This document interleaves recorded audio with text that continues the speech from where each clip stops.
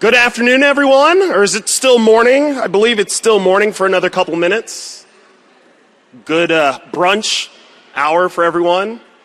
Hope everyone had a chance to get a mimosa. I know I did. There you go. Ladies and gentlemen, we'd like to welcome you to the 2022 San Francisco State Hall of Fame induction ceremony.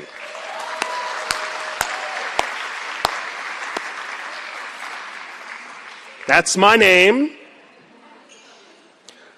The ceremony has been a long time coming, with the initial planning starting in 2020. We all know what happened that year. Of course, as it says in my script, we all know how that turned out. That's what you get for ad-libbing. We're excited to be back and celebrating with all of you in person. Yes, it's crazy to think that our last Hall of Fame ceremony was in 2013, a smooth decade ago. I was still wearing training pants. At this time, I'd like to introduce our president so she can make some introductory remarks. So at this time, I would like to introduce the president of San Francisco State University, Lynn Mahoney.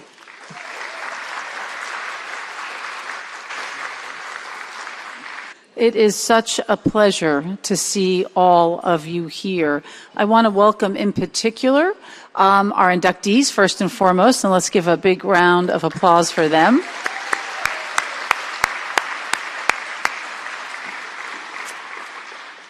And I also want to give a special warm welcome to all of the generous supporters of Gator Athletics who are here. We could not do this without your support of our student athletes, their scholarships, and our program. So please give a round of applause to all who support our program.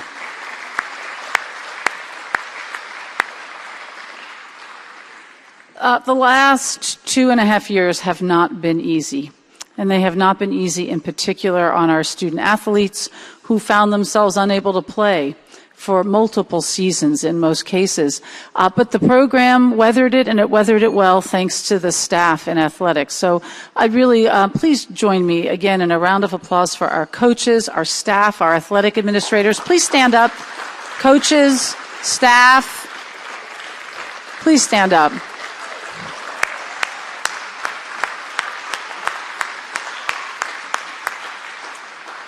These folks pivoted on a dime to keep our student athletes connected to our programs, to keep our student athletes focused on their courses, and to keep their spirits up.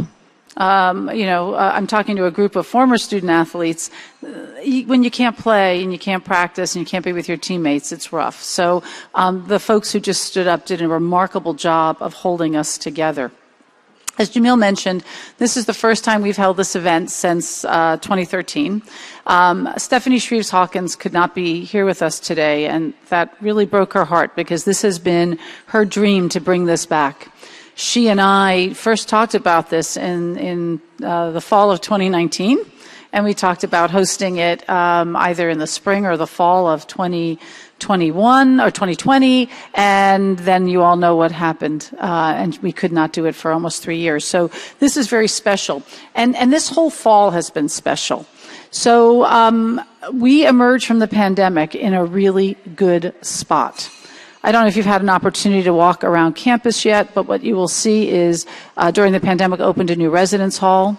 We opened a new academic building, a flagship programming for our broadcast program for Becca, the George and Judy Marcus Hall for the Liberal and Creative Arts, and Judy's with us here today.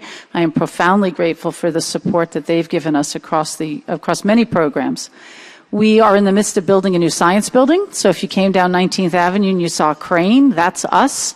There is nothing more exciting on a university campus than a crane.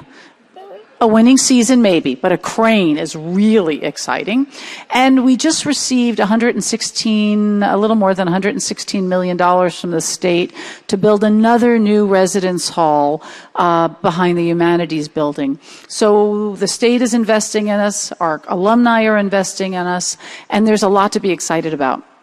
This fall, for the first time in 3 years, we welcome back almost all of our students. 75% of our classes are in person. We expect to have flawless, uninterrupted seasons in all of our sports. I am crossing my fingers as I said that. And our student athletes and our students are just so thrilled to be back. We're also investing in athletics. If you haven't had a chance to take a peek, we were able to redo Cox Stadium during the pandemic, so you no longer get splinters when you're sitting there watching a game. And we are really looking forward to having just everything coming back, and this is a symbol of that. So in many ways, the fall of 22 is a reset for us. It's a restart. It's a renewal. We're coming out of a pandemic and starting all over again in positive ways. We just completed our strategic planning process, or the initial phase of it, and our number one goal is our students, creating a welcoming, inclusive, rich experience for them. And I'm going to say half, but I'm not convinced it's half. Only half of what our students do here happens in the class. The other half is as important, if not more important. And student athletics is a key part of that.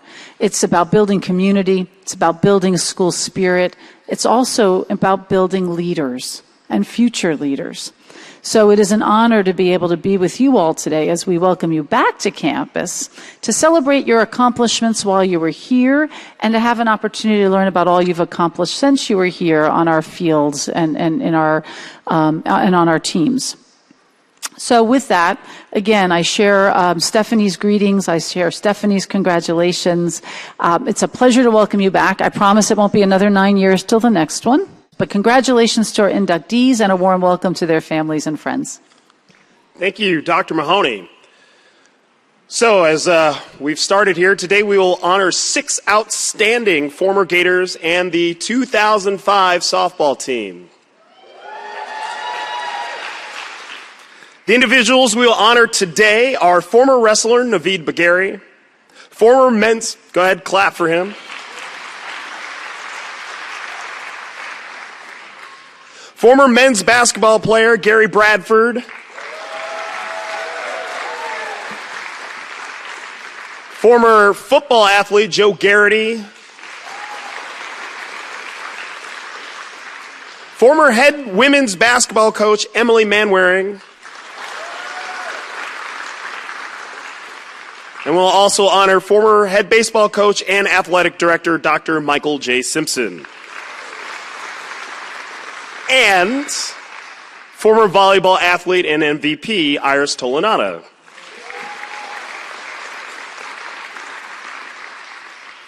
Now, I could go on about the accomplishments of the individuals we are honoring today, but I'll let our stewards and inductees talk a little bit more about them and themselves. Our first presenter will present Naveed Bagheri, and he will be Coach Jason Welch. He will talk about Naveed first. Hello, everyone. Again, welcome to the Hall of Fame event.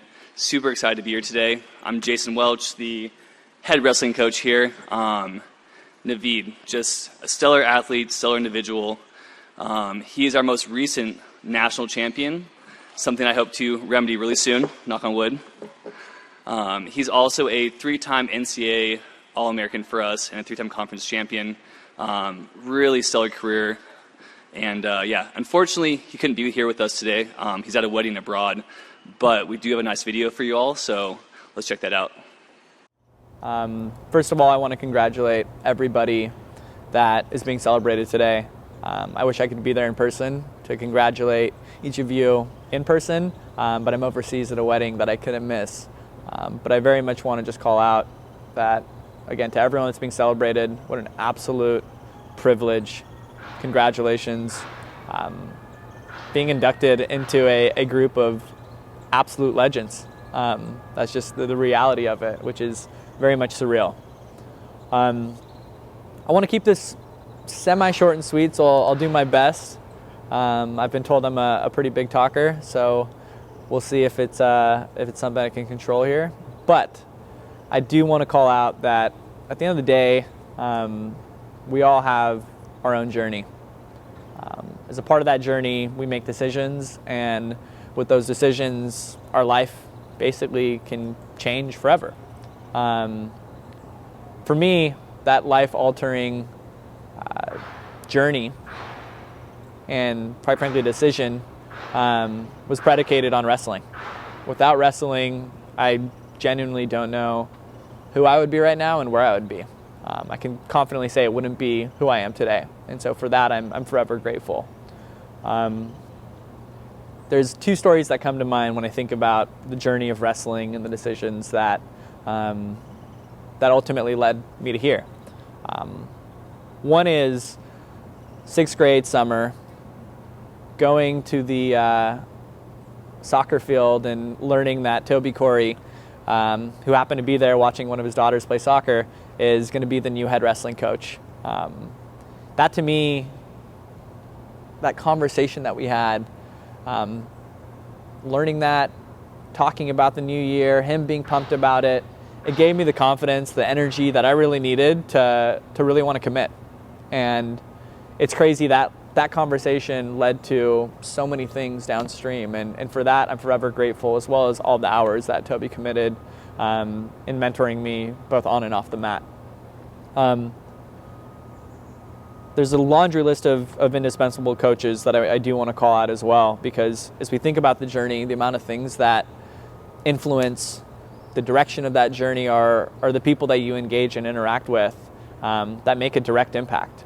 And I think of all the volunteer coaches that we had over the years, and now that I'm at an age where I'm working, I'm busy, I have family that I think about, you don't really realize the sacrifice that people make and the investments that people make to influence success in your journey. And there's some names that come to mind that I'll call out and some that I'll probably forget.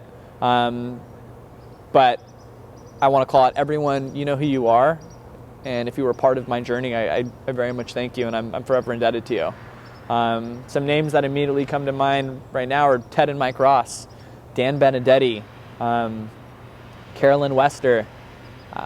The list, again, as I mentioned, goes on, but these people invested a lot of time in myself and other kids to ultimately influence them for the best. And again, forever I'm indebted.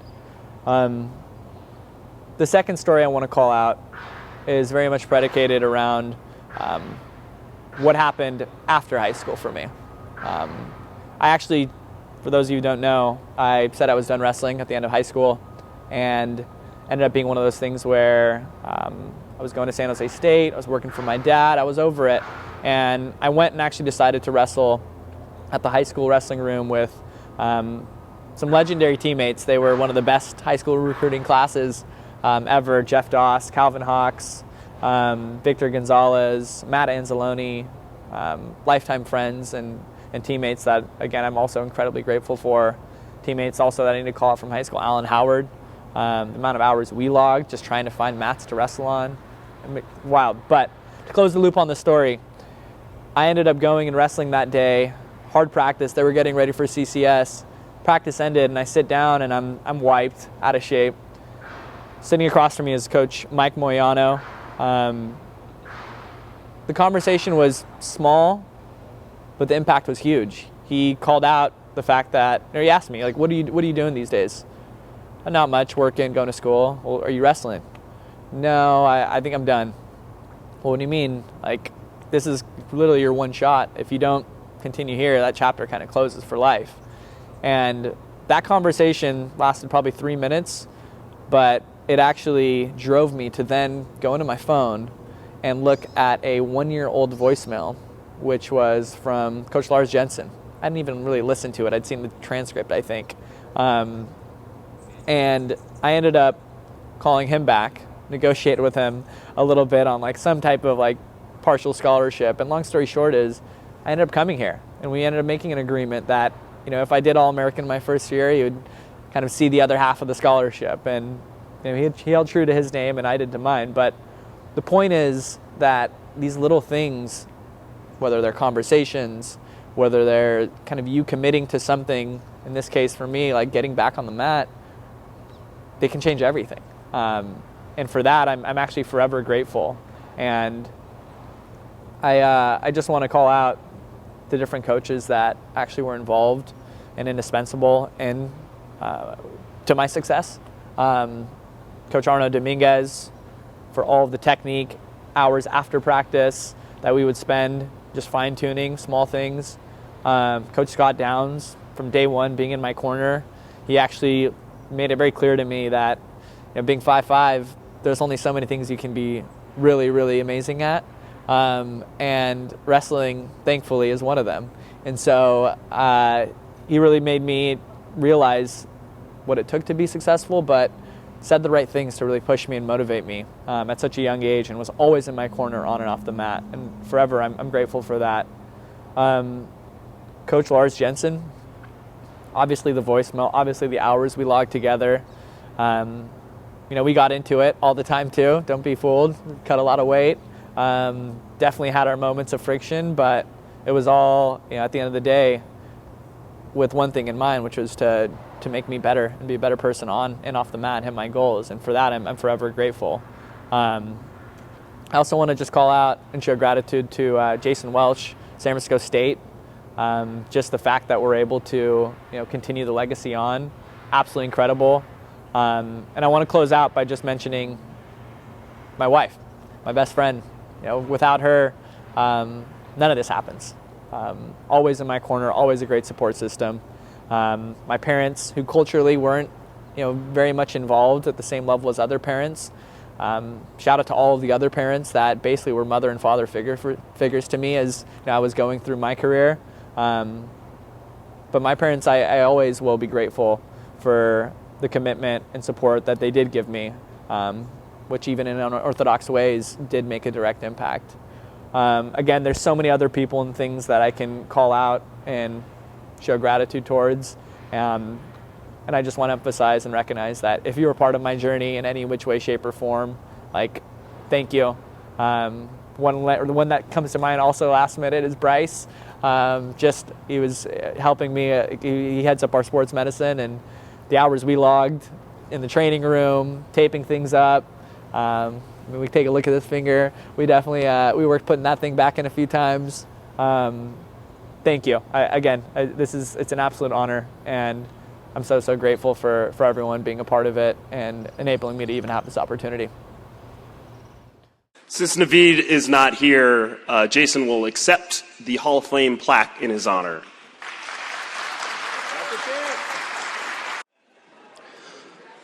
I'd like to start by introducing our next presenter. He's a man who is also in the Hall of Fame himself. I first met him when I first started working here. We tried to do a Hall of Fame, or actually a homecoming in 2008 for the 83 team. And my Hall of Famer over here, he showed up in the middle of a homecoming of the crowd full of people, waved his hand as the 83 representative, and I'd like him to raise his hand right now. Keith Hazel will come on up here and introduce Garry Bradford.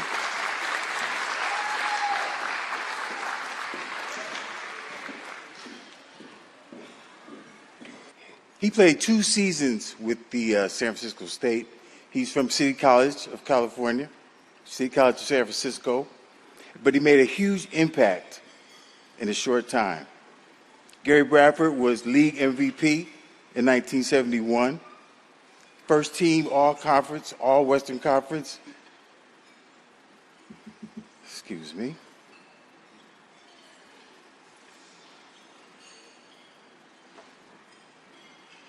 And he became just the 6th player in program history to earn All-American status.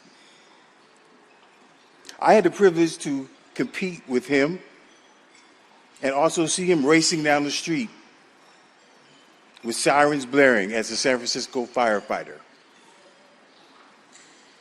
I'm honored to have the opportunity to welcome Garry Bradford to the San Francisco State University Athletic Hall of Fame.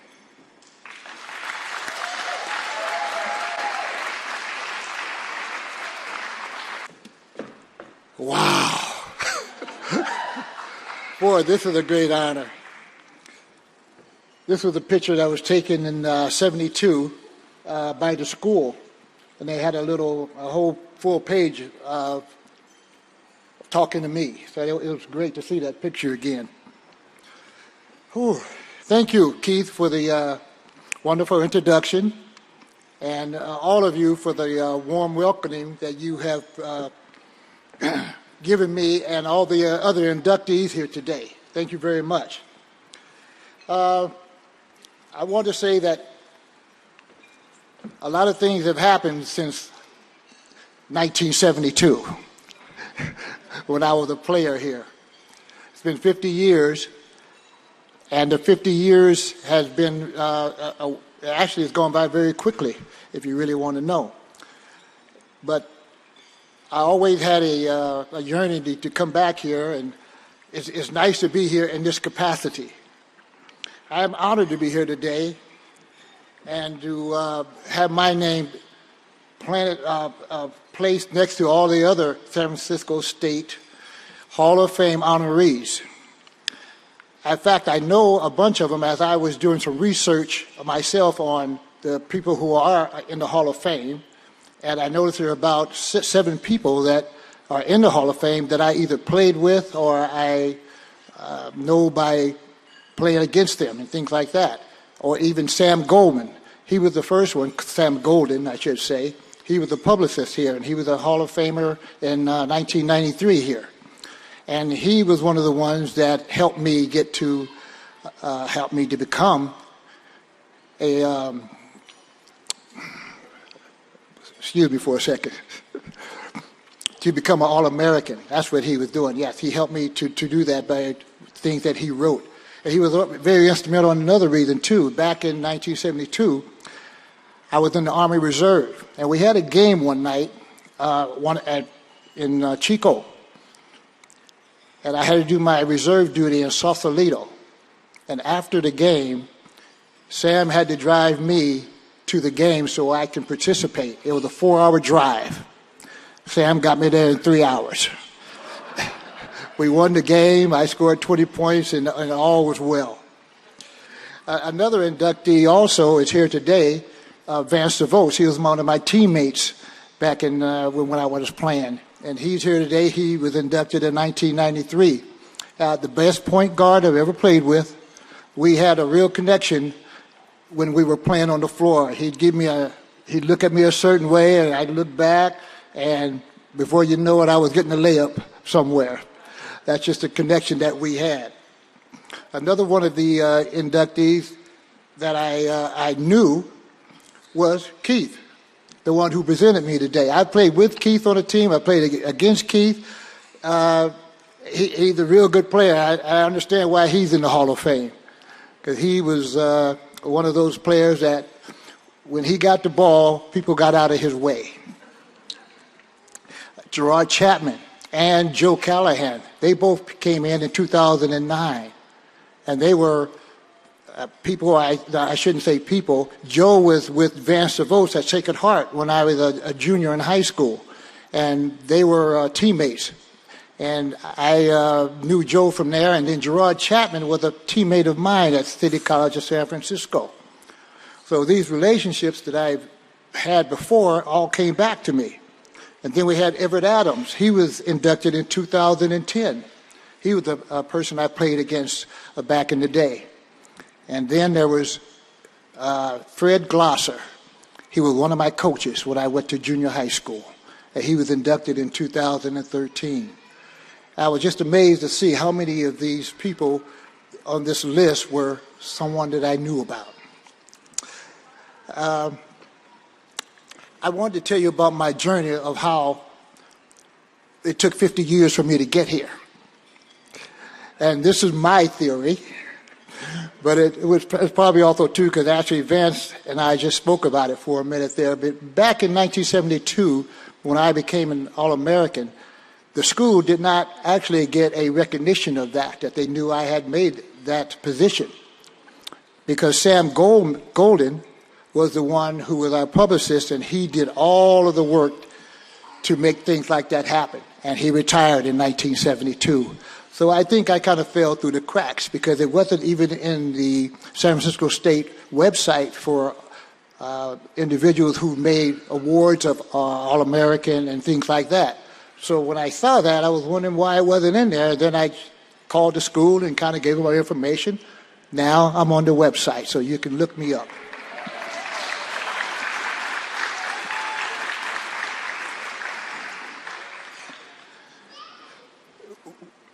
And how I got here, and like I said, things fell through the cracks. So actually in 2017, I came to an alumni event here that was sponsored, that Coach Vince invited me to. And from there, things got rolling on me becoming a Hall of Famer here.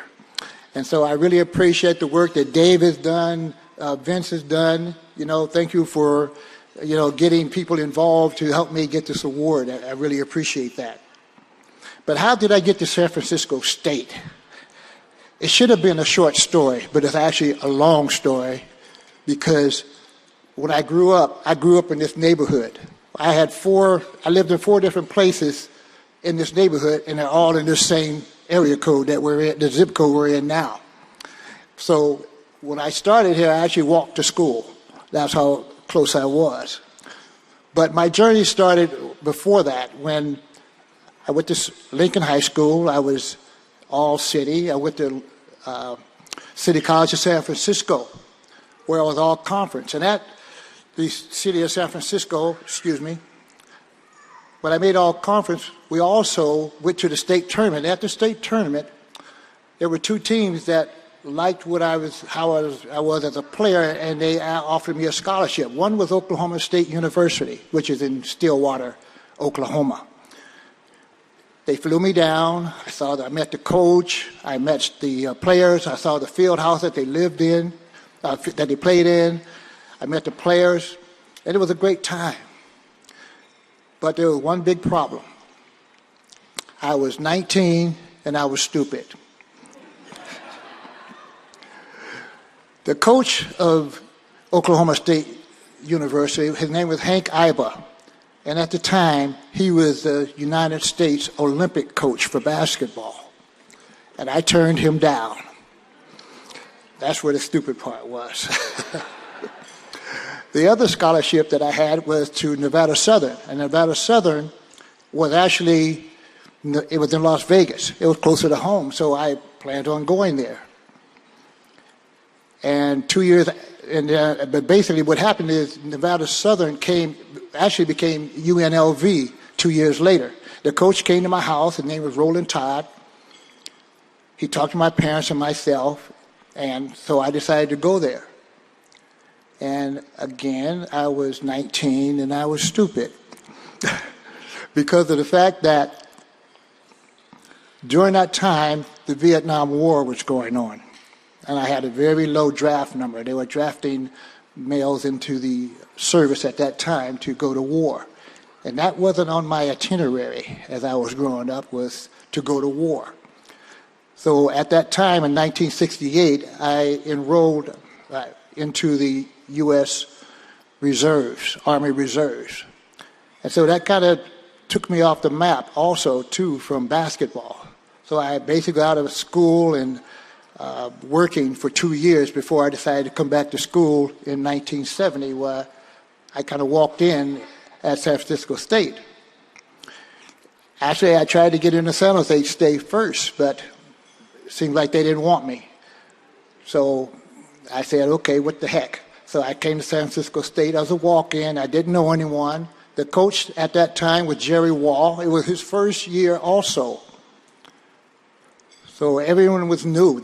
Everything was brand new because of the incoming of him. And so things went well. I knew some players on the team that I had played with in high school or knew about. So we had an all right team. We started out 1-9, but we finished 16-10. So you see, we got our stuff together. We beat great teams. We beat Division I teams. We beat Santa Clara. We beat St. Mary's. And we beat San Jose State.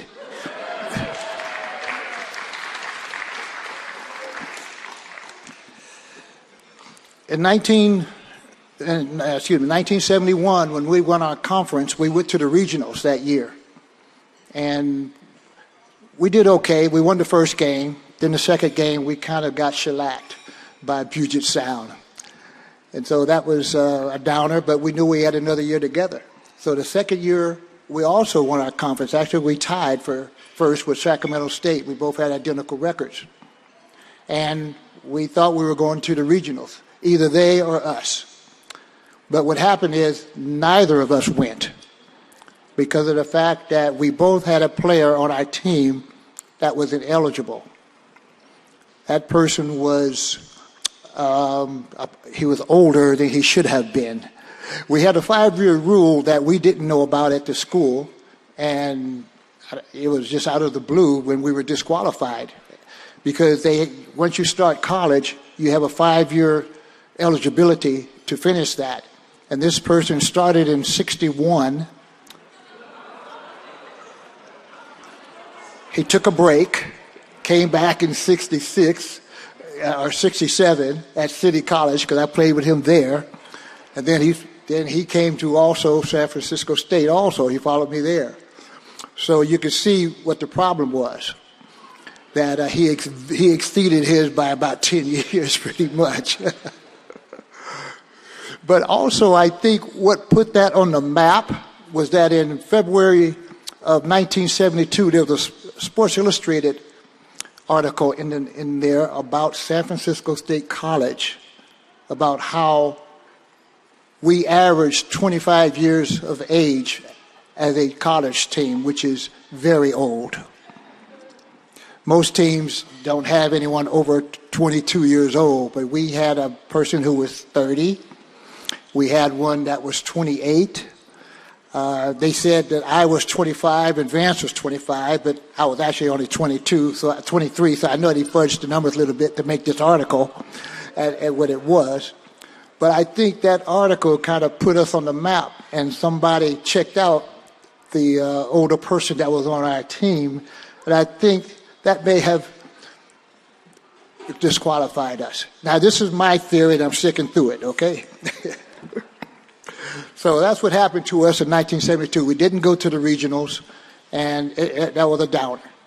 But it wasn't the end of my career. Actually, it was the start of my next career. That being here at San Francisco State, I was involved in a testing process. Frank Verducci, I believe, was the athletic director at that time.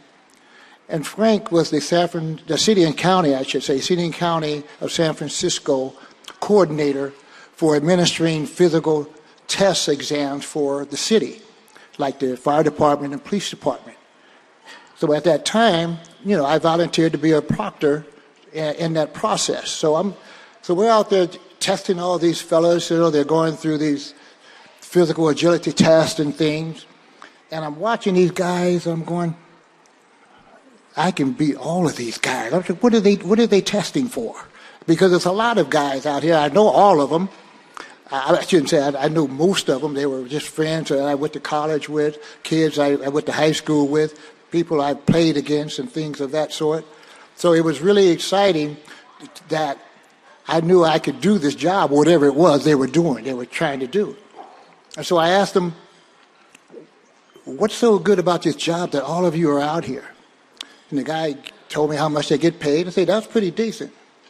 Then he said, we work 9 days a month. I said, you did what? He said, they work 9 days, 9 24-hour days a month. I said, wow. The next question I asked him is, where do I sign up? And so I actually signed up. 2 years later, I joined the San Francisco Fire Department.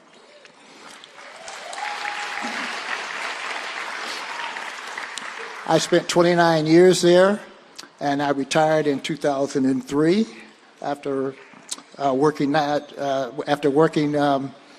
I moved to Sacramento, where I reside now. I still think I'm reaping the benefits of San Francisco State by having that job and being a part of the student-athlete program at that time. I also wanted to mention, too, about our team. During those 2 years, we never lost a home game. We were 18-0. So we played some tough games, some tough teams, and, we were just very resilient, even though we weren't very tall. I made All-American. I was just a 6'2" forward when I made All-American. I didn't play guard. Our team didn't have a lot of height. Our center was 6'7". The next tallest person was 6'4". So we defied a lot of odds to win some of the games that we had. You know, we just did the right things. We had the right people on the court, and we were everybody passed the ball. Everybody helped out each other. So we were very unselfish with the way we played. So that's kind of how we became who we are, by winning those 2 conference titles. You know, it was a disappointment not to go to the regionals, but it was just an experience that everybody doesn't get to have, I should say, is the way I want to say it. San Francisco State, like I said, was something that was a place that I had seen all my life pretty much, because I lived in this area. And it wasn't on my radar, like I said, to start to play here, but I'm sure glad I did. I will be forever grateful for being here, for getting this honor. And even though it took 50 years, it was well worth the wait. Thank you very much.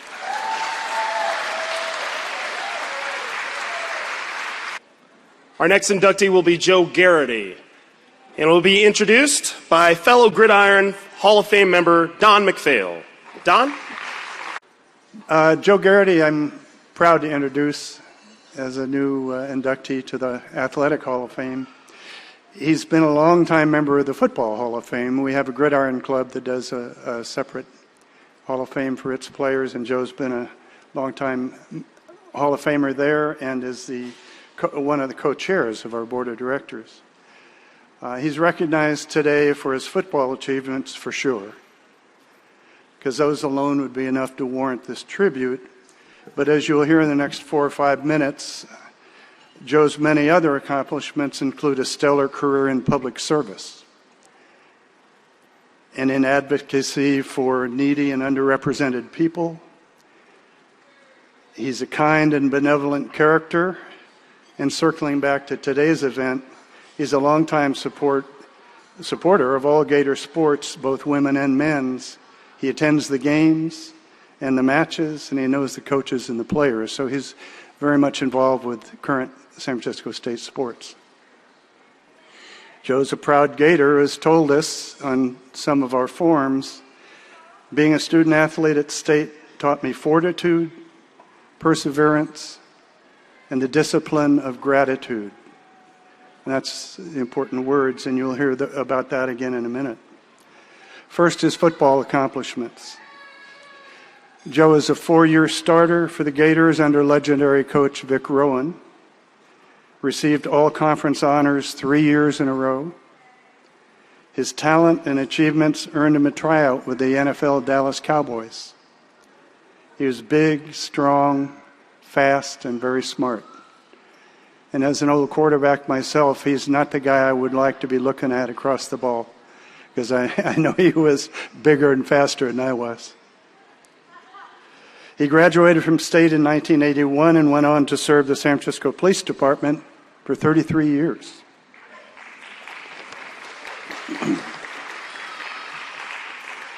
Joe is a well-known captain in the very tough Tenderloin area and was promoted to commander in 2013, which is a pretty high level at San Francisco Police Department, any police department. Joe retired in 2015 and was on the short list at that time to become chief of police. That's quite an accomplishment for an old Gator footballer. As a police officer, Joe excelled the way he did at State. And I'll provide some numbers, not so you're going to remember them, but to illustrate his honors were substantial ones, and they happened often. He earned 3 Medals of Valor, 9 Police Commission commendations, 9 Board of Supervisors Certificate of Honor, 3 mayoral proclamations of honor, and 6 State of California Certificates of Honor. There were multiple citations from civic organizations, from Nob Hill to Union Square, San Francisco General Hospital. He was even voted KSFO Radio's My Favorite Cop. It's pretty darn good. Was that when Don Sherwood was there? Might have been. With all of his accomplishments, Joe is a really generous man who instinctively looks after others. One example is his role as president of the Widows and Orphans Aid Association for the San Francisco Police Department. On 2 different occasions, Joe was president of that group, and he was always a major leader of that important support group.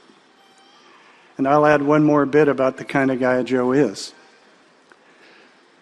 A couple of years ago, he and I were walking over to West Portal for coffee, and we passed a guy who was panhandling on the sidewalk there. Joe didn't ignore him, as a lot of us tend to do. I know it's tough to know what to say to somebody in this guy's condition.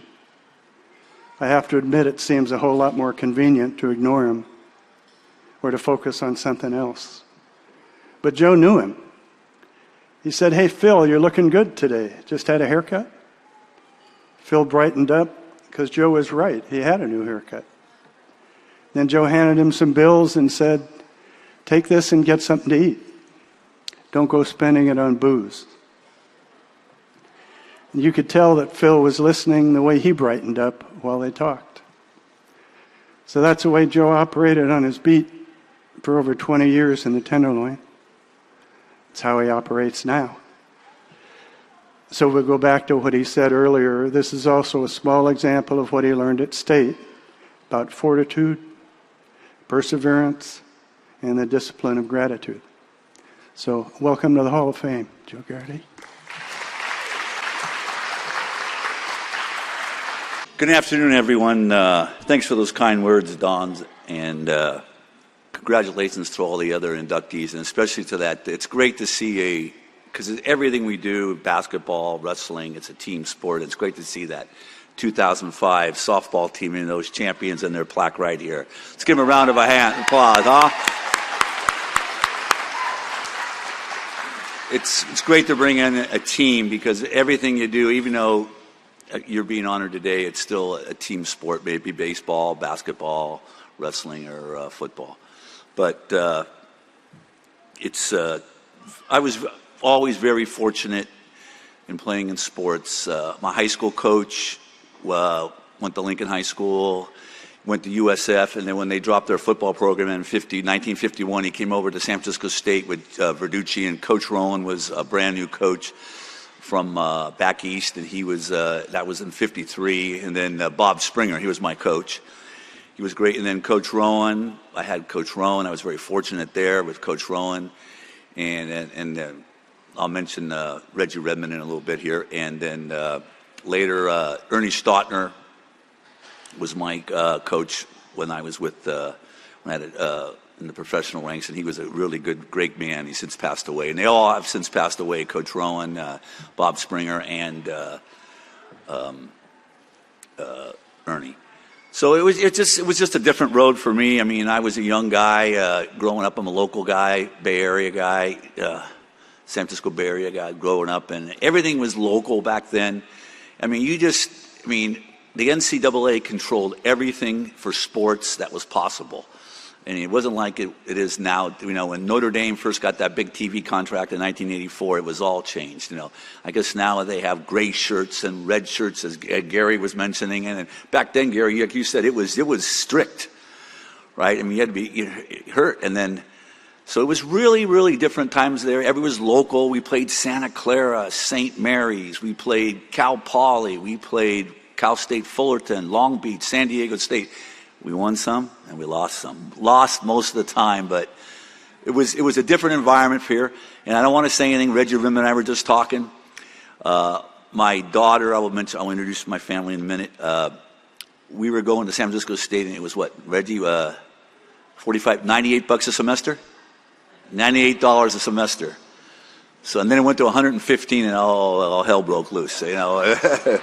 So it was a different time. Remember, it was Garry back in those days. So that was an incentive. But we had a great time, and I was so fortunate to be around great people in football. I was very fortunate, and with the coaches and the players, I don't want to mention any names. I'll miss somebody. That's and just so fortunate. And then today, meeting Judy Marcus, and her brother worked in the police department with me, and then from Mark Hurley, they're from up on the hill there, Potrero Hill.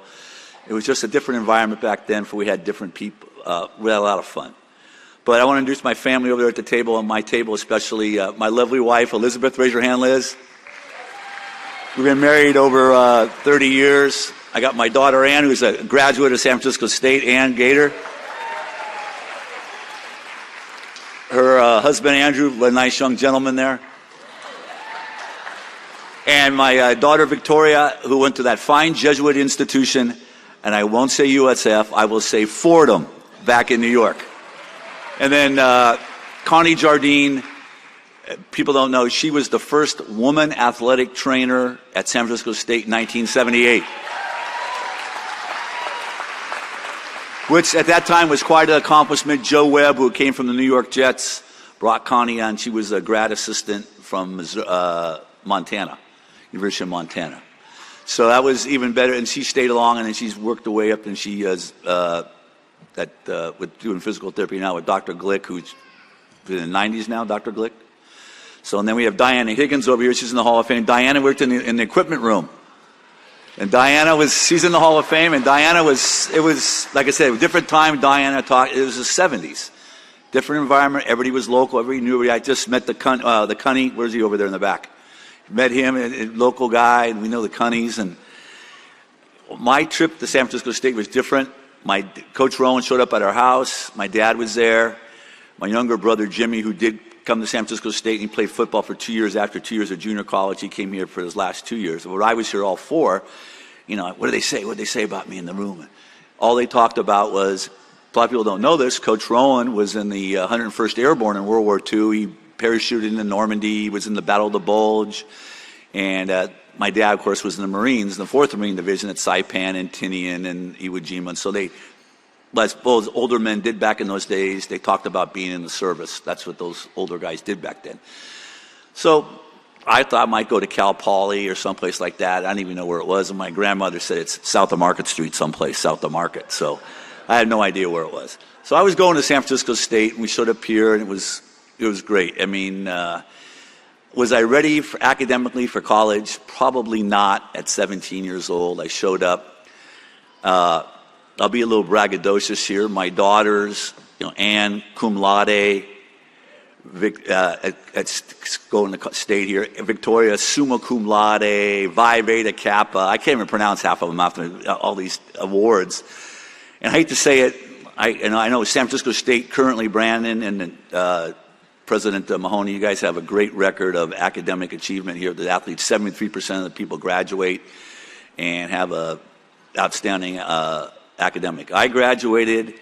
I needed 124 units to graduate. I had 125. I was 3.03. I was cum nada. I was nothing.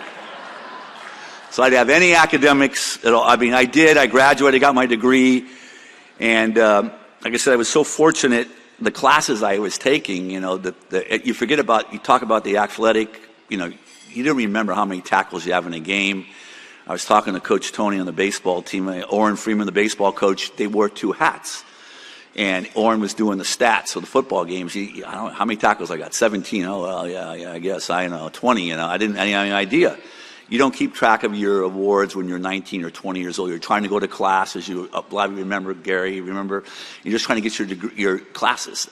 We were very lucky here. We had professors here at San Francisco State. I was taking physics. We had Dan Posen. He brought in some guy named Edward Teller to talk about the physics class. And I think, who was this? Edward Teller? Never heard of the guy before. He was but when you're 18 or 19, the guy was in the Manhattan Project along with Posen for the atomic bomb. And then we had other people, Dr. K, as we call him, Dr. Cruff from the music department. I went out there. Coach Rowan sent me out there. Needed academic units for your general ed stuff. Remember those days that you weren't your major. So 2 units in music band. And last night my wife and my daughters were playing 1976. Maybe some of you might remember. Fleetwood Mac, Rumors album. They were playing the thing last night, and they were saying, "Hey, Dad, my wife calmly said, he's marching band songs," and give me a hard time. And I went out there, and Coach Rowan sent me over to talk to him, and I had a pretty good year the year before. I had put on 25 pounds working with his son Bruce. I was about 238, 240, And I was like a hybrid linebacker defensive end. And I wanted to see Dr. Cruff over at the music department, and they had to fill out this form and to see him. And it was an upper division class, but it was 2 units. And I said to him, I don't play any instrument. Put down organ. Organ. He goes, organ. He goes, yeah, you're an organ grinder. I go, what's that? You know, and he goes, there's no organ in the band. You can't carry an organ around the field. But he had me go out and mark the field. And I said, he goes, show up on time. I want you there every class. Here's what you need you to do. I want you to go out there. He gave me a tape measure. And he goes, go downstairs where the old library used to be. And you see this guy, and you put in the machine this computer thing called Cobalt. Cobalt? What's that? You know, is that like the business typing class we were taking? He goes, don't do it. So I went out and I marked. To this day, I still know the hash marks are 20 yards on the sidelines. Top of numbers are 10. The bottom are 8.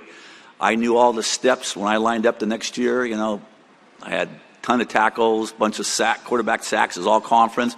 I knew every step on the field, and then Coach Rowland was all orchestrated so I could increase my IQ along with the physical ability on the football thing. Whoever thought the band, when you watch the band march around on the football fields, it's all choreographed. They march, so I knew all the numbers on the field.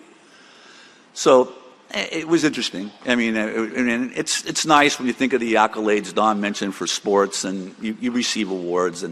But then, as Garry mentioned, you know, I'm going to graduate. Starting to graduate, and you know, and I was mentioning President Mahoney when she was here that Prop 13 came in, and that time in California, a lot of the colleges and unified school districts, you couldn't be a coach or a teacher because they just weren't hiring. Matter of fact, they were laying off people.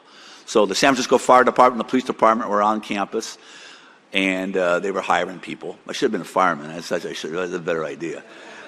But they were hiring, and I had taken the Treasury Enforcement Agent exam. You could be in the Secret Service, the ATF, or in IRS.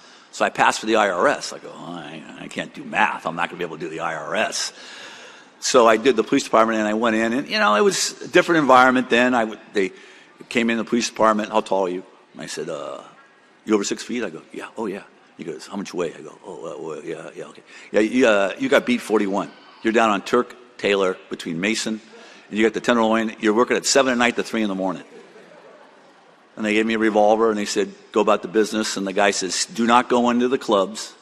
Do not go into the bars. Do not go into strip places. Your job is to take care of, maintain order on the street. Stay out of those places. And I had good bosses like Ray Minkle and Sal Marotta, and very good bosses, and Willis Casey, and later became chief.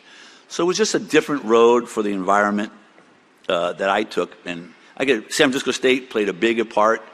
Like I said, going to physics class, like I said, the guy who was a well-known physics professor, he signaled me, hey, you're a football player, aren't you? He goes, so they would go up on the board. I remember what he used to say, he put up on the board, F equals M. And he said, force equals mass. So let's say a football player gets off on a 13-foot ladder. And I want you to get on a 13-foot ladder, and I want you to jump off the ladder. He goes, you're going to land on your legs, a spring. So that's 81.1 millimeters per second as you drop, which is about 20 miles an hour. He goes, that's what a football player does when he tackles somebody. 20 miles an hour, 8.81 millimeters per second. So I mean, going to class is important, and schooling is important for everything. And I said, I'm very fortunate to have the coaches I had, the instructors here at the university, and they have, what do they have now? I was watching TV last night, that transfer portal they have. What's it called? The transfer portal and all this stuff. I never would have left. You know, I don't know how these guys get away with that, but it's a different environment in schooling. But I think in closing, I think it all sums it up. Last year, I think it was when the pandemic was, President Mahoney mentioned the pandemic. And I said, when you went to state here, yeah, we won some games. We were 500 most of the time, and some other records we weren't. But for me, Reggie Redmond, when I was a freshman, he was a senior. He took the time to help me along the way in technique. And, you know, it was kind of a tough love. He was tough on me, Reg, tough on me, but kept me in line. And he was a good teammate, and he was a mentor, and he was a grad assistant and a coach. And I want to thank you very much for that, Reg. I really appreciate it over the years. But you learn perseverance, fortitude, and you appreciate the gratitude that others showed you here at State, went out of their way to help each student and everything. I think the best was said. I think Brandon, I think Stephanie Hawkins, who can't be there today, and President Mahoney put out a statement in May of 2020. And just bear with me and I'll read that statement to you. It says, families go through tough times. Gator Athletics family will be one of those. College athletics is not just a game.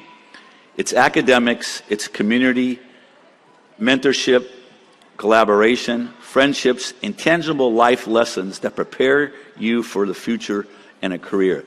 The game may be our passion, and the competition and championships our drive, but what happens outside of the game that backs up our character is what happens outside the game that backs up our character. That's why, as Gators, we win more. Even in these uncertain times, we will continue to win more. So thank you very much, and I appreciate it all the time today, and thank you. Next up, we're going to go to the women's basketball arena here. We're going to induct Emily Manwaring into our Hall of Fame. So if we could have our current women's head basketball coach, Natasha Smith, come on up here so we can make our introductions. So our next inductee is Emily Manwaring, the head women's basketball coach from 1979 to 84. She accomplished a whole lot. Her first 2 years at the school was under NCAA Division III. She made the quarterfinals, and that's huge. You know, one game into a national championship. Her next 3 seasons, she made it to the NCAA D2 Western Regionals. And even there, she made a lot of noise, where she won 3, and became Coach of the Year for 4 seasons. There was 4 players that are already inducted into the Hall of Fame. So it was only in due time that she would be next. Congratulations, Emily.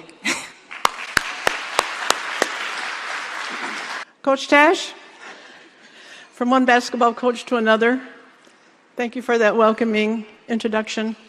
And I also really need to thank her because I wouldn't be here without her perseverance in bringing back one of the older coaches. I know she fought for me to come back. I also wanted to tell her that, Coach, thank you. And I know we both have had some good basketball teams with great outside shooters. Unfortunately, we had to play all our games indoors. Okay. I'm extremely honored to be receiving this award. I'm grateful to the athletic department for their recognition, and there just can't be enough praise for all these people that work together here to put this event on. I want to thank all of them. I also want to give a shout out to my 3 guests who came a long way to be with me today. My daughter Jessie and her boyfriend Greg. They came all the way from New York City.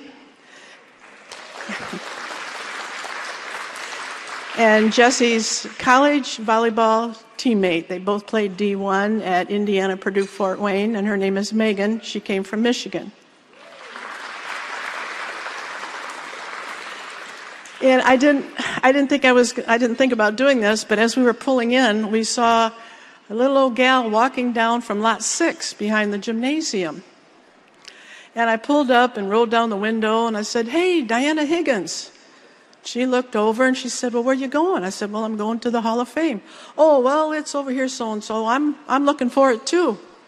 And I said, "Well, yeah, I'm going too. And you recognize one of the best basketball coaches you ever had here?" She said, "No." But Diana is in the Hall of Fame. I don't know if some of you know her.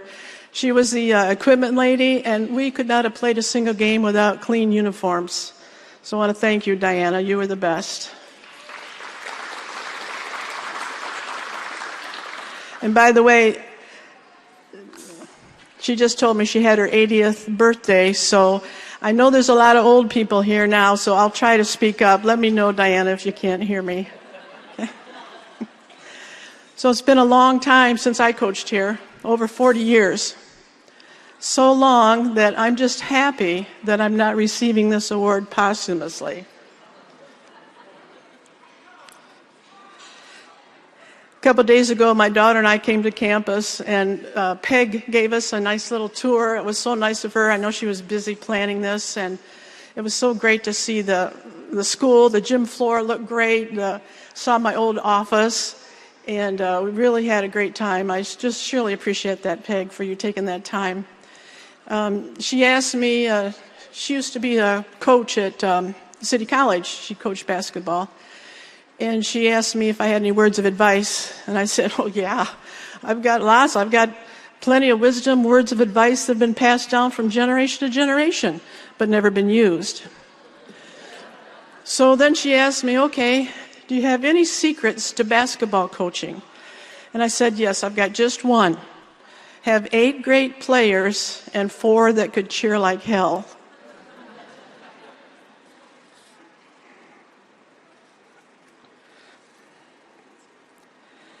I always wanted to play and schedule as many Division I schools as would play us. As Tej recommended, we were Division III when I started. We moved to Division II, but that didn't mean anything as far as scholarships because we didn't have any scholarships then. I don't know what year they started it, but we didn't have any to give. But I always thought it was better to work hard and lose than to not work hard and win. And if you don't play the better teams, you can't beat them. So we played UNLV, as the other coach mentioned, San Jose State. I know we beat St. Mary's, Hawaii, Santa Clara, Santa Barbara, all of them. I wanted to play them.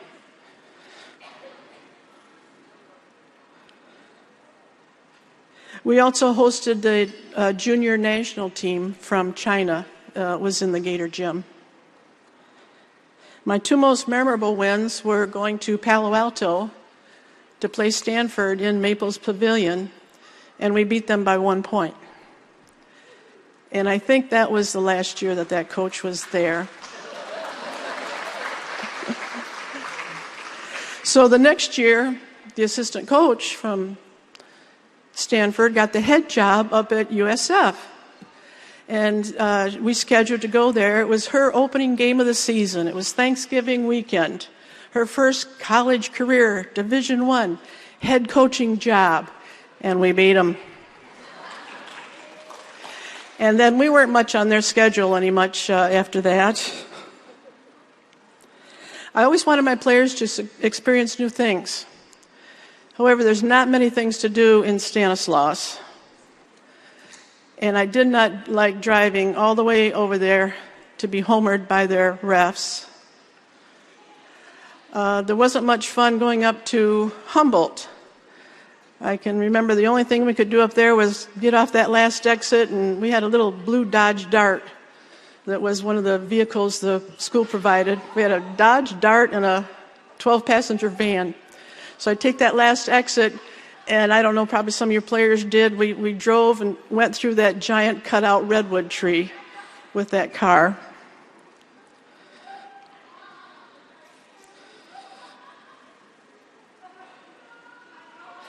I don't remember if we ever lost to Stanislaus or Humboldt, but all I know is I went in every game thinking that we were going to win. If we were up by 10, I wanted to be up by 20. And if we were up by 20, I wanted to be up by 30.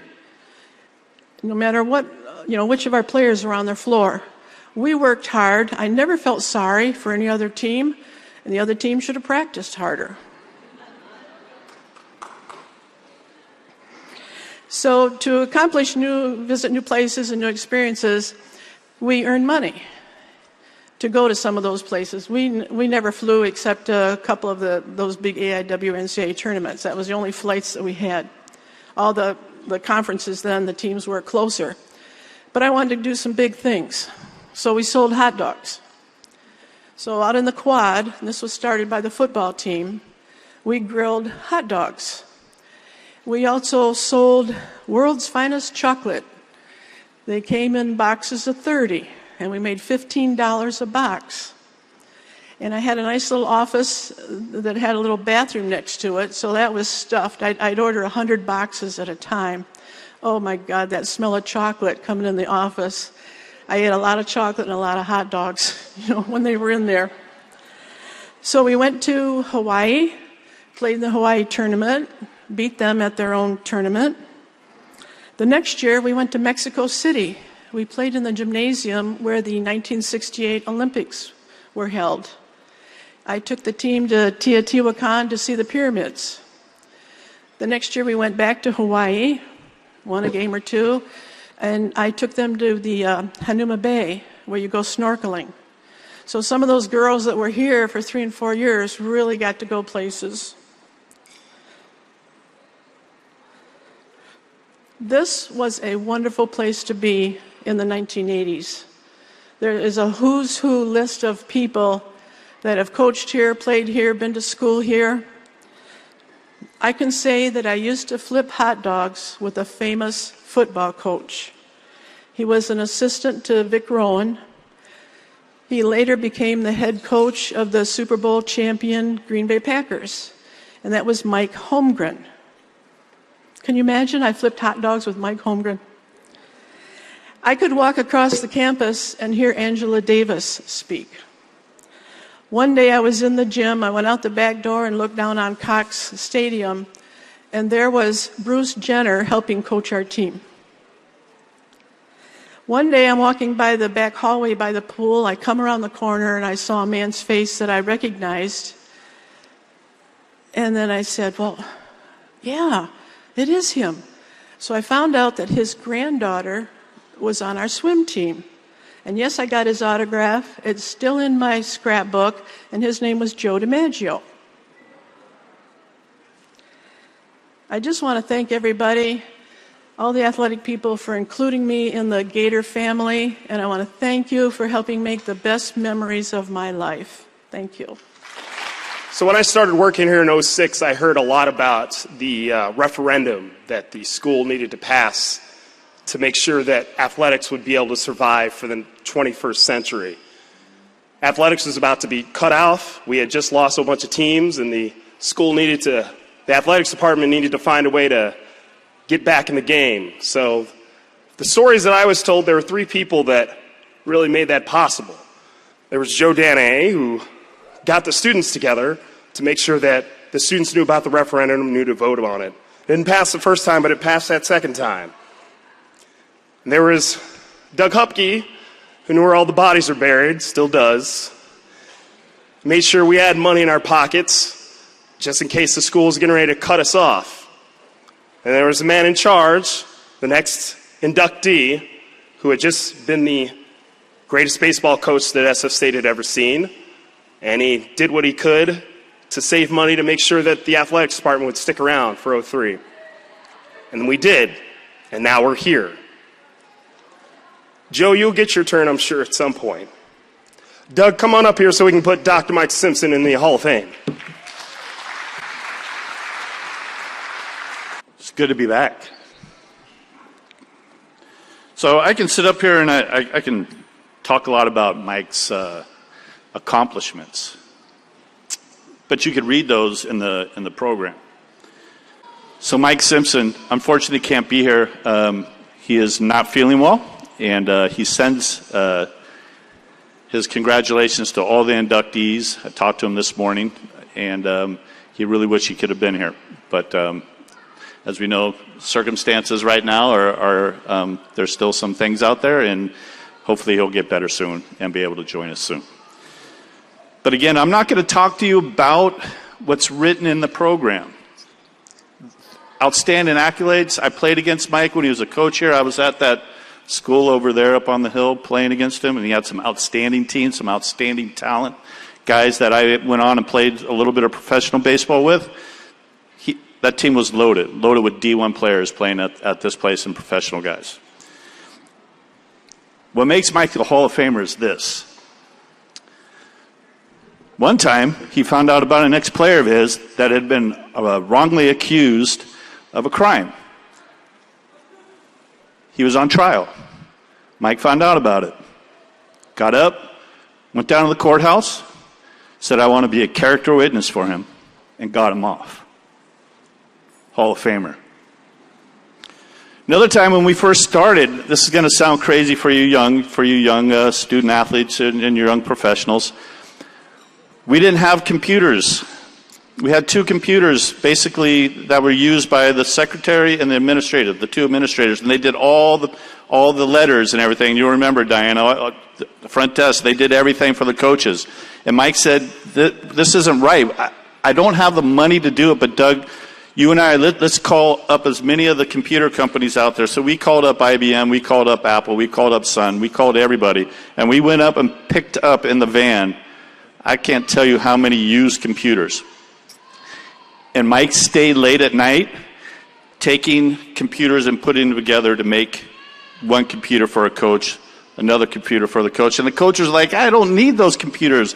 We have the assistants to do them. And he's like, no, you'll thank me later. And he put those computers together.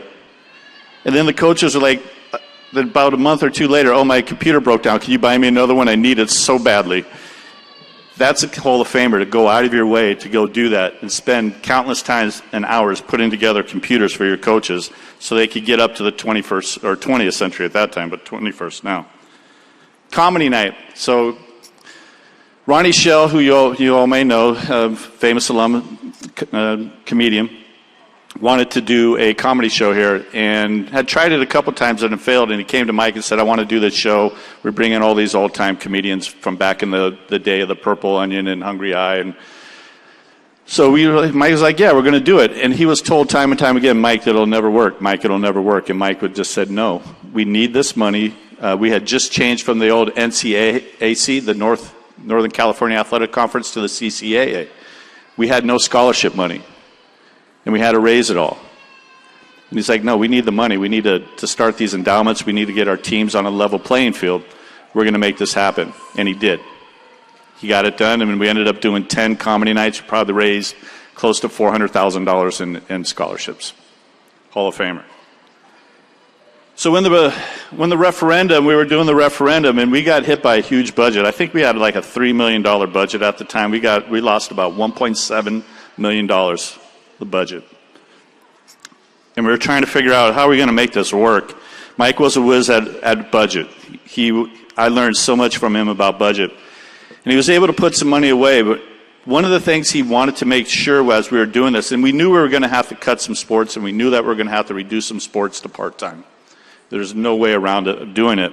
But one of the things Mike made sure was, if we're going to go part-time, I don't want anybody to lose their health benefits. I want to make sure that they have their health benefits. And we had a couple of coaches at the time that really needed it.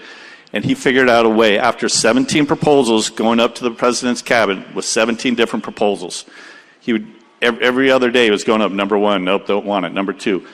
But he would not budge off that being part-time and having health benefits. Health benefits, Hall of Famer. That's what I think makes Mike a Hall of Famer. So, on his behalf, I'll accept the award. Hopefully that when he feels better, he can come up here and do it himself. But I want to thank everybody. And again, it's just a pleasure to come back. I'm at that little CSU down in San Jose right now. But this is home. And it's good to come home. So thank you all and congratulations. Our next Hall of Famer is a long way from home right now. But at least their parents are here. You guys want to stand up just so we can see it real quick?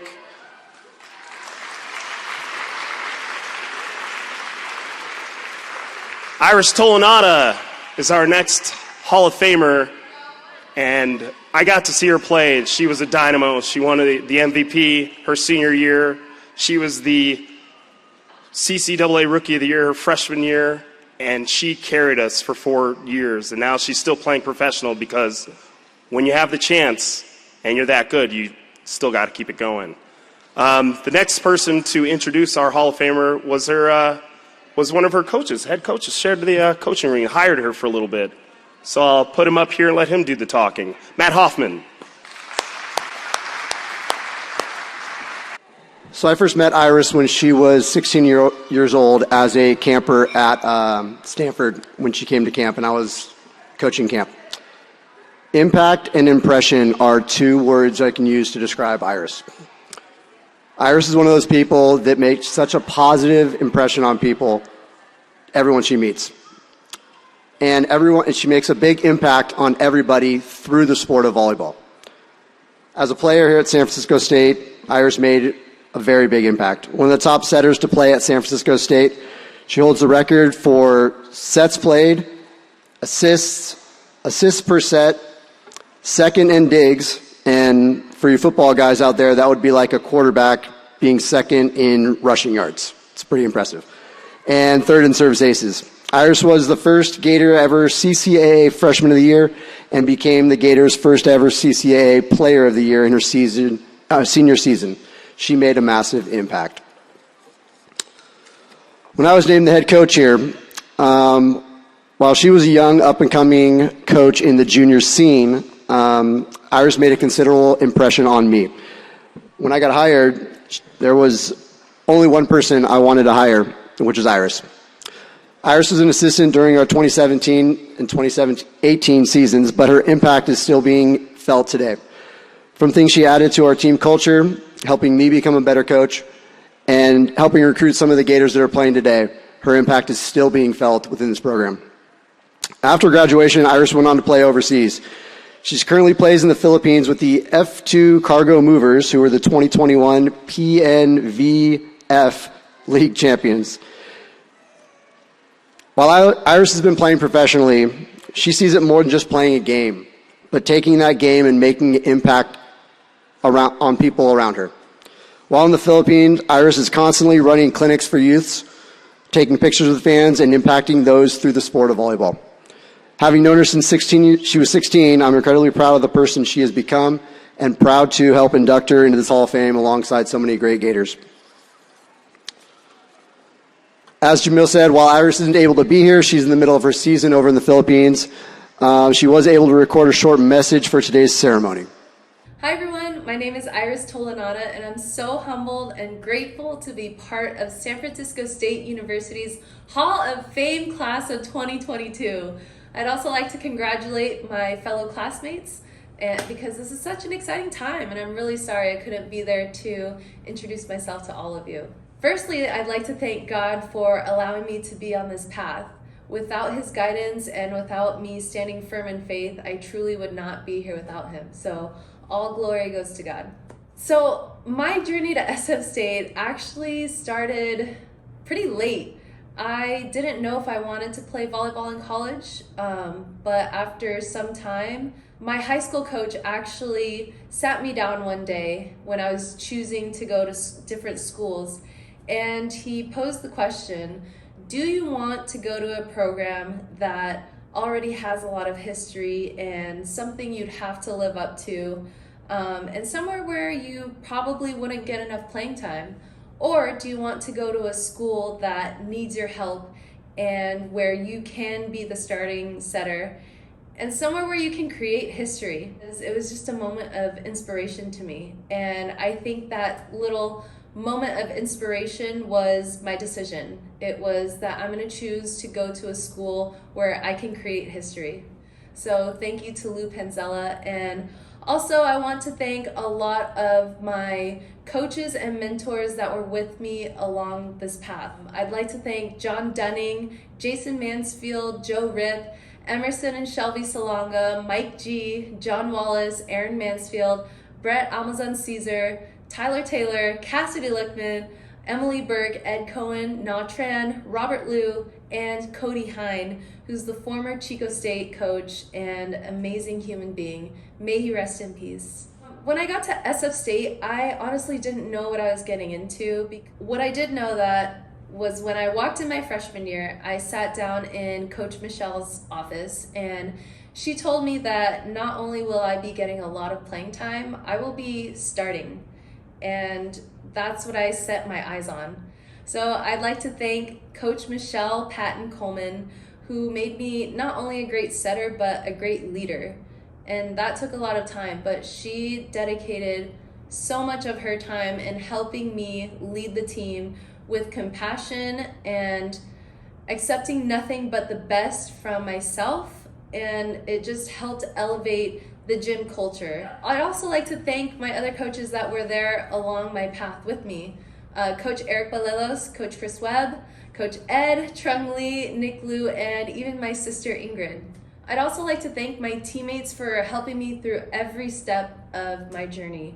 I'm really appreciative of all of you guys sticking with me, especially when I started doubting myself.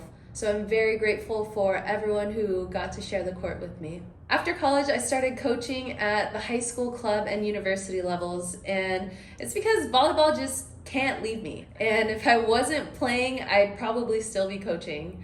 So right now, I'd like to thank the head coach of San Francisco State University women's volleyball program, Matthew Hoffman. My whole career came full circle, and I'm very grateful that I got to coach with one of the best coaches in this country at the place that just helped my career in so many ways. I want to thank you, Matt, for being family to me and for being one of the best mentors, and definitely for being a friend to me.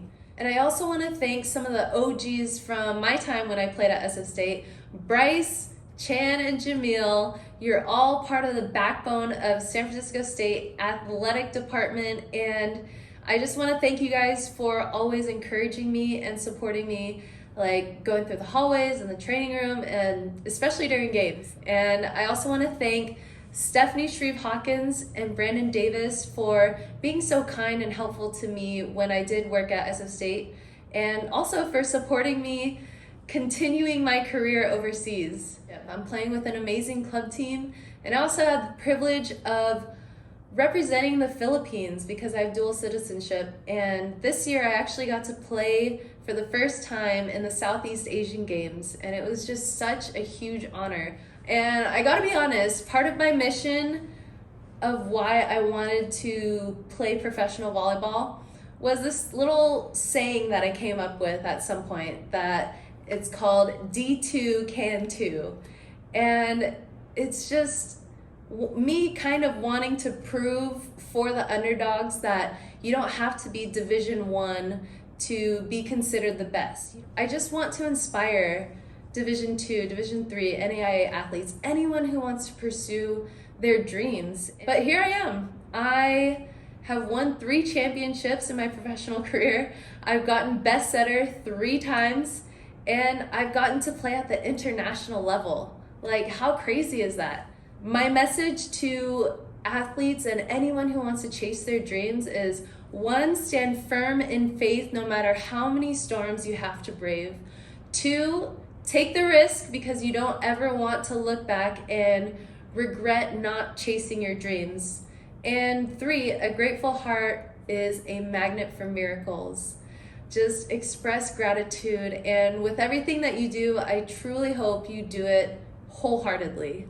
And to the parents or guardians of athletes, my message to you is just to show up for them, because no matter what, your children will remember you being there. I want to wrap this up by thanking my family. They're the ones who are able to be there to accept my award on my behalf. And see, I told you, they're just there. They show up for me. So I just want to start by thanking my parents, Ingmar and Janet Tolenada. Pops, I want to thank you so much for your service and dedication to the United States of America by serving in the U.S. Navy. And thank you for being my loudest cheerleader. And thank you so much for being the best father to your kids and the best husband to Mom. Mom, there are just not enough words to describe how grateful I am for you. I just want to thank you for everything you have done for me. I want to thank you for raising me to be a strong woman, and I want to thank you so much for showing me how to care for others, and thank you for your infinite love. The sacrifices that you and Pops have made for your kids, your families, they will never be forgotten. So I thank you both. To my brothers, Jay and Ian, I want to thank you both for loving me so much, but also for making me tough and for inspiring me in unique ways. And to Crystal, Dave, and Cheryl McCoy, and Elise Bauman, I love you guys so much, and thank you all for being my family ever since middle school. Lastly, I would like to thank my best friend and someone who I have the honor of calling my sister, Ingrid. She's the reason I started playing volleyball in the first place. And I want to thank you for inspiring me to love the game and to get better at it. And thank you for being my lifetime pepper partner. But most importantly, I want to thank you for being an inspiration as to why I do things with so much love and why I treat people with so much love. It's because you have the biggest heart in this world. You've made me want to be a better person every single day. Thank you so much, everyone, for listening to my words. I'm so proud of our Hall of Fame class, and I'm so excited for the legends to come to San Francisco State University. Go Gators! At this point, I'd like to invite Iris's amazing parents, Janet and Ingemar Tolenada, up to accept the award on her behalf.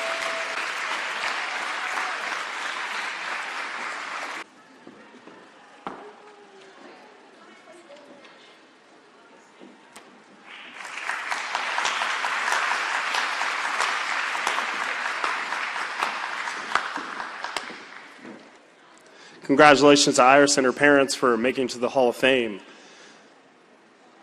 From what I remember, they only missed 2 matches. Is that right? 2?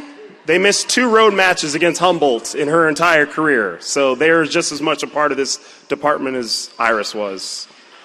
To introduce the 05 softball team, that's theirs, is our current head softball coach, Alicia Reed. I am extremely honored and proud to be here to be able to introduce the 05 team. It's the first ever team inducted into the Hall of Fame, the 2005 team. The winningest team in program history, the 2005 team won the NCAA West Regional for the first time in program history and finished 5th at the national championships. This team still sits atop the record book or ranks in the top 10 in several of its categories. What the team accomplished is what the future softball teams here at SF State strive for to achieve. We want to congratulate all of the individuals from that team. So when I call your name, please stand, as many of you already are. Amanda Meyer. Nicole Nocentini. Danielle Russo. Lauren Dow. Nicole Hartfield, Vanessa Elgendinger, Chrissy Bowie, Mary Sevilla, Nicole Harbin, Holly Hernandez, Caitlin Celestre, Dana Molgard, Jordana Femir, Kristen Bartholomew, Sonia Garnett, assistant coaches Madi Soto, Michelle Ivers, and head coach Christy Lansford. Without further ado, come on up to accept your award.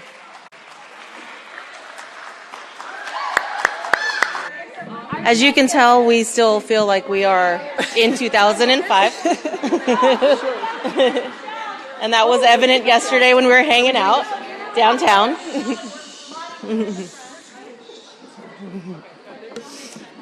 Nothing's changed. Hello, everyone.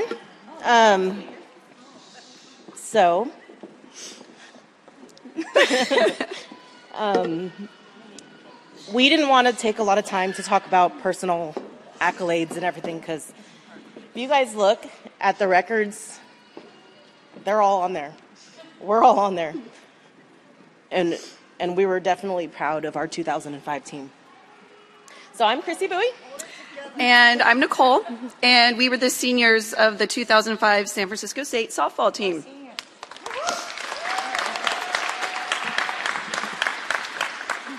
Very emotional. On behalf of our team, we would like to thank the athletic department for recognizing our 2005 softball team today. We would also like to thank our coaches who created this great group of girls and made us practice 4 hours a day, every day, sometimes just yelling, ball, ball, ball, ball. Aside from our coaches, our biggest fans were our families, and they deserve many thanks as well. Everyone here today knows how special this team was. The energy we created every time we stepped on the field was something I can only hope my kids one day experience. That energy was not only on the field, but in the stands with our families who came to every game no matter where or what time we played. They were there to support us with their meals, their cheers, and even their good luck rosebush. So parents, we thank you. This is by far the greatest accomplishment that we could have ever had as a team. But I wanted to talk a little bit about us moving up to that 2005 team, because it was a trying one. And if that portal was around, we might have, never mind. So Nicole and I joined SF State softball as freshmen together in 2001. That year was really rough. Our field was relocated. SF State decided they wanted to put portables on our field, and so we had to play 20 miles or 20 minutes away. So every game was an away game for us. And we never won. We really were not good. So that first year was rough. But then the next year, we picked up some really heavy recruits. We won some games, surprised some people, and knew that the best was yet to come. Our 2003 class was something pretty special. And then right when we felt momentum going our way, we were thrown some horrible news that left us wondering if we had a future with SF State athletics, as our athletics program was being threatened to close down. The team made signs. We marched up and down 19th Avenue, honking, getting people to honk their horns and yelling, to help them to make sure that we keep our athletics. We're all praying for a miracle for SF State so that we can keep it our home. We won a huge battle that year. Athletics was reinstated. We got a new field on campus. It was just dirt, but it was a field. And we were all ready to work really hard. And I think that year is when we started our motto, "To the ring." And because we believed at that time that we had a championship team. On our practice jerseys, we printed it on our backs, and every day we would say "To the ring" because that is exactly where we believe. So fast forward to 2005. Nick and I were seniors one last time to play together. Our Soul Train lines and hacky sack game was on point. And the chemistry the team had was something we'll never forget. We had many wins, tough losses, but gained the confidence that we needed to make it to the Western region. At Dominguez Hills, we played our butts off and won the regional tournament. Finally, to the ring we went, to beautiful West Virginia, where we knew no matter the outcome, we had finally made it to nationals. 2005 was a year I don't think any of us here will ever forget. This team was special, and we thank you for recognizing that today. Thank you. Great job. Great job. Short and sweet. Our kids are going crazy. Let's reenact the photo. Can we get in the same place? Well, we'd like to thank everyone for showing up to this 2022 San Francisco State Athletics Hall of Fame. We hope to be doing this again because we miss doing this and we miss bringing everybody back here to athletics and bringing our families together. Thank you for coming. Enjoy the rest of the day and salute.